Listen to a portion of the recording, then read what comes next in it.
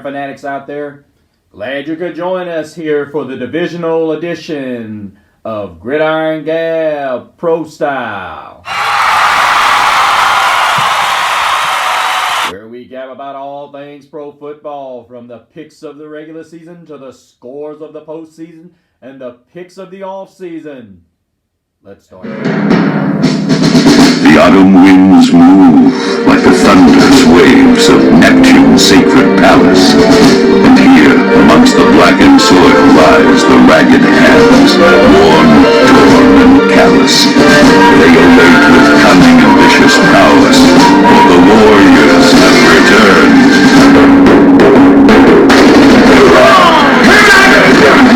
Come on, Dave! Don't do it! No way! Ready, fire! Crying out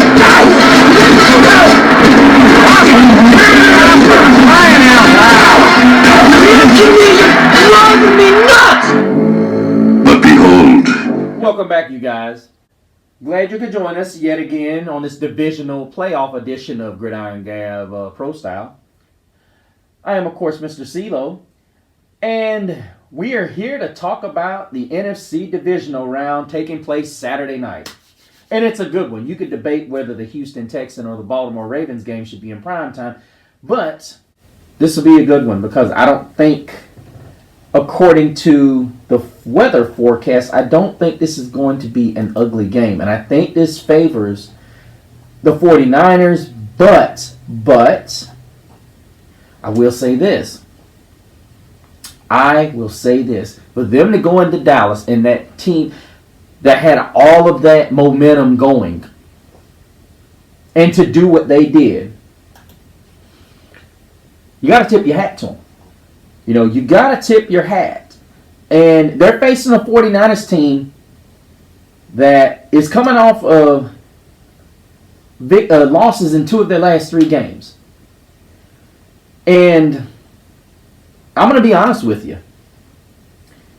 This is a game that has all the makings of an upset. Just going to put that out there for you guys. And I know a lot of people are going to be like, oh, well, I don't think so. I think they may had a great run. And it's probable that this is going to come to an end. Now, I don't agree because I believe wholeheartedly that this football team has it going. And I think Matt LaFleur knows exactly what he envisioned when he drafted Jordan Love. And I think it is starting to come to fruition. And I think people are starting to see it. But as you guys know, the one thing I love to look at, especially when it comes to playoffs, is looking at the turnover margin. Because the turnover margin is a major indictment of how well a team takes care of the football. Now, we can look at the Green Bay Packers and say, okay, they're even up. They're even Steven. 49ers are plus 10. What that tells you is that the 49ers live a lot like the Baltimore Ravens and the Houston Texans. They live and die by mistakes. Now, what that also tells you is that this team doesn't turn the ball over as much as they turn the opposing offense over. Now, the Packers have not been turning this thing over. Outstanding. Jordan Love has been great. Superb. 1 interception, I think, over the last 6 games, 5 or 6 games. He's been great. And in return, the Packers' offense has been great. Now, here's the reason why they haven't been turning the ball over. The running game has been good. Aaron Jones is back on track. And I'm going to be honest with you. To see A.J. Dillon not carry the ball once last week. Outstanding. And for them to still do what they did. Well done. To the Cowboys. I'm going to be honest with you. Bart Scott was on there talking about how the 49ers defense is a different beast. I agree with that to a degree. These linebackers are a lot more physical in terms of the run game, you guys. But you also got to look at, the fact that I'm not really a huge, how do I say this? I'm not really a huge fan of Secondary. I think the secondary for the 49ers is above average, but I don't think it's something that I look at and I say, oh, well, they're an elite secondary. They're an elite secondary. I mean, they're good, the good secondary, but, they're, I would say, top of the middle of the road. They don't have a guy that just overly, jumps out at you. Because if you watch, a lot of their games, they get you with a lot of pressure. Now, I get it. A lot of people are going to say, well, they've got, guys that have a lot of guys that have interceptions. Yes, they do.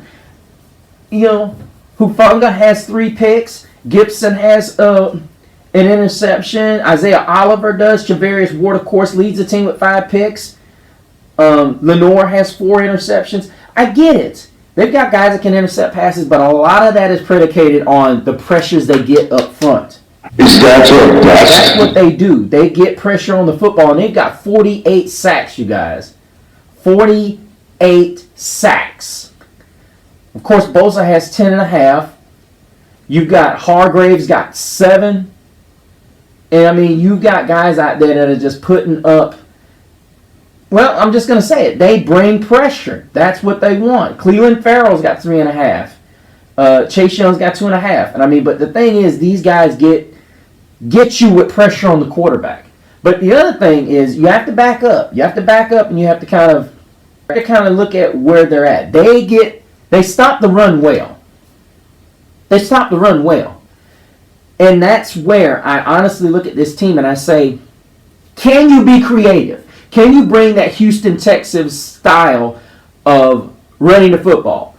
Get the San Francisco 49ers off balance, because here's the thing. Kyle Shanahan's going to score points. Now, do I think the Green Bay Packers secondary is a liability? Somewhat. Now, I'm going to say it like this. Do I think they can rattle Brock Purdy like they did Dak Prescott last week?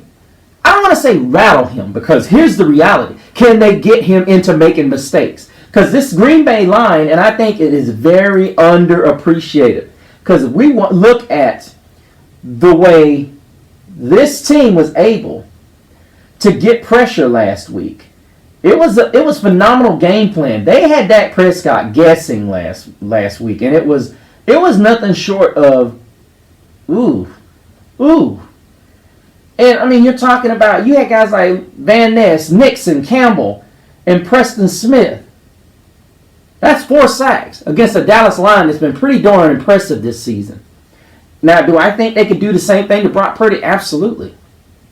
Absolutely. But I think Kyle Shanahan has enough intellect to say, okay, we're not going to, like he's always done with Brock Purdy. He's never put this guy in bad situations. He utilizes Deebo Samuel and Christian McCaffrey in the running game, and so many other guys that you kind of get lulled to sleep when you start looking at what this team wants to do on offense. This is why Christian McCaffrey is having the best season he's had statistically as a pro in so many categories. And this guy had good yardage in Carolina, but look at it, he had 14.59 running the football. And this is only on 272 carries. This is 5.4 yards a carry. Unheard of. And not to mention, he caught 67 balls out of the backfield. Yeah, that's MVP caliber numbers. Sorry, Lamar. But then we look at Deebo. Deebo only had 37 carries this year. And I look at how Shanahan, he used him so sparingly running the football. But I think now's the time they're going to unleash him. And between him and Elijah Mitchell, and of course Christian McCaffrey, you're going to see more of that. And then, of course, you've got, in the passing game, we forget about Ayuk and Kittle because you've got Deebo and you've got CMC. But this is not the reason they lose this game. I think CMC has a pretty good game, but I ultimately think that the San Francisco 49ers try to throw the ball a little more than they should, and it invites some mistakes in this in Brock Purdy. we know Brock Purdy doesn't make mistakes on a regular basis, but he does have a propensity to throw the ball in harm's way at times. That's why he has 11 interceptions. He has 31 scores, but he has 11 picks. And see, that's where he has that as a coach, and Kyle Shanahan's got to nurture that. He's got to keep that down and not allow Brock Purdy to overthink, because this Green Bay Packer defense, not flashy at all, but they get the job done. The Green Bay Packers can get this thing done. And I'm going to tell you something. If they play around, everybody from Bart Scott says this team is, they make mistakes, they this and that. But this is not what they win the game. You look at what the Packers were able to do. Look at what the Packers were able to do. Yes, they give up some yardage. But here's the reality. They can make you make mistakes. I get it. The 49ers defense can make you make mistakes. I understand that. But the thing that I love about Jordan Love, what's going to make him a different animal than the 49ers have had to face in the past, is that Jordan Love can scramble, and he can scramble with the best of them. To me, the guy that is going to make this game for the Green Bay Packers, and a lot of people are going to say, well, they won last week without him, is going to be the one and only Christian Watson. Now, granted, I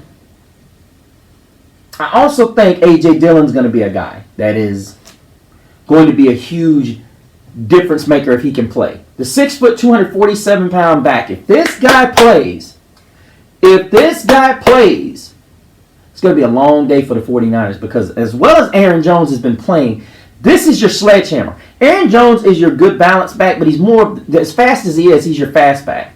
He's still a good sized running back, but he's the sledgehammer. But I am going to say, if A.J. Dillon plays in this game, this is not going to be good. And I know a lot of people are going to say, well, San Francisco was the number one team in the NFC. Well, I hate to be the bearer of bad news, but the reality of it is this. Green Bay had a horrible start. They had a horrible start. And I'm going to be honest with you, they're one of the hottest teams in the league. So when you get a team that's consistently winning, you almost have to take that in consideration. Now, I will say this. Cleveland Farrell is not playing in this game.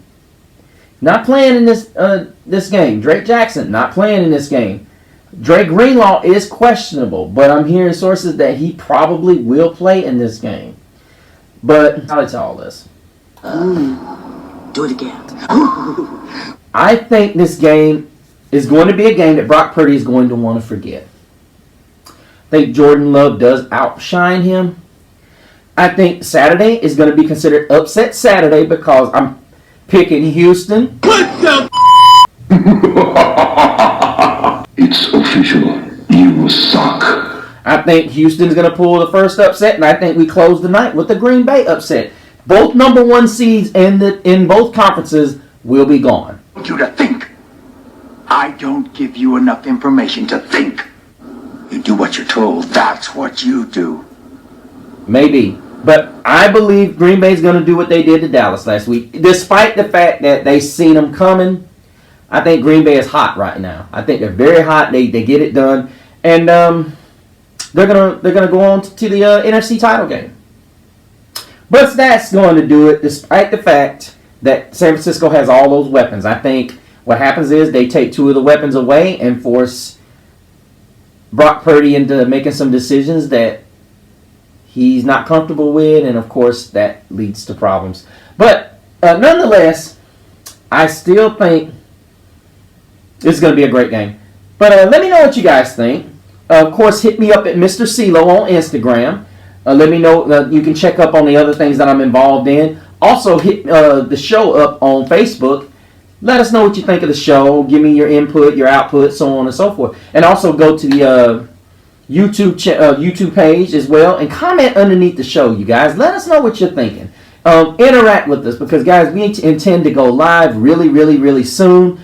And hopefully you guys stay inside. It's going to be really cold. I'm living here in the South, you guys, and the Arctic wind is just... it's just too cold. But anyway, you guys, till the next time, same Gap channel, same Gap platform.